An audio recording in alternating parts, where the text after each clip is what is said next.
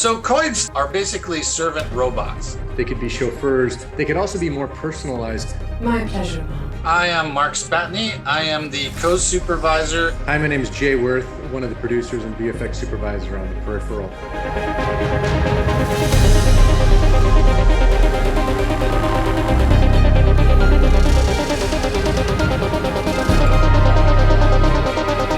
You know, we had already been working on the design for the peripheral endoskeleton at this point. What you would see if you peeled back the skin and saw how it worked. So when Jay and Mark came to us about designing the Koid head, we were really excited to bring the whole world together. Jonah was very specific that he wanted it to look like something that was high-tech, practical, as well as something that was just unique in terms of the way robots and robots function. My name is Joshua Cox. I'm a senior designer here at Refuge. So when designing the Koid, it was really cool to get the opportunity to think about how we're going to make this sleek character look, how we were going to break up parts of its face along certain lines, and how we could make something that looked like it could be assembled or assemble itself. So at one point, Jonah kind of stepped in and really pushed this idea of triangles. So the next step for us was to take those triangles and apply them to the human head and human form and figure out a way to kind of break it up.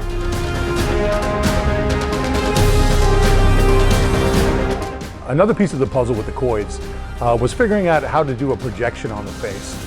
And we had to figure out how to take one of the actors and put him on that in 3D space. Now, luckily, we had some shots where the actor was actually shot in the show, but there was quite a few we didn't have. And we had the complication in that David, the actor, would only be available to us on one day in London at a particular time.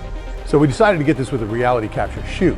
So we actually got his full body along with video reference, and we started to use that in the development of the process. Does this fit your recollection?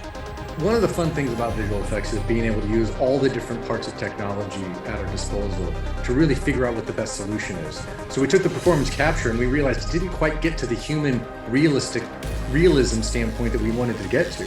So what Refuge did was they came up with a technique where they could do a deep fake essentially on the video footage of himself. And we got the production team to give us a whole bunch of reference clips of the actor.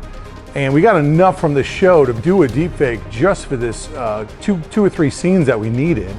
And then we actually deep faked the CG reality capture, and the results were fantastic. And it took us past that uncanny valley point of making it feel like a robot. Speak. Does this fit your recollection? And we created this incredibly new character out of nothing. If that's what you really want. Lovely. Apparently in this world, things are built from the world itself using nanobot technology. The challenge for us with utilizing nanobot technology was we didn't want it to feel like these robots appeared out of thin air.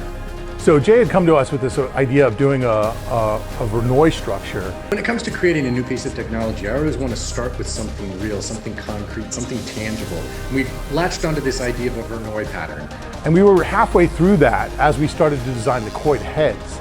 And finally, we all kind of realized when we sat at the table that we should take the triangle idea from the heads and the Verneuil idea from the bodies and combine them. And the result is a stem of nanowires that actually comes out of nothing and builds from the materials around it and results in these triangles that build out and form the creatures themselves.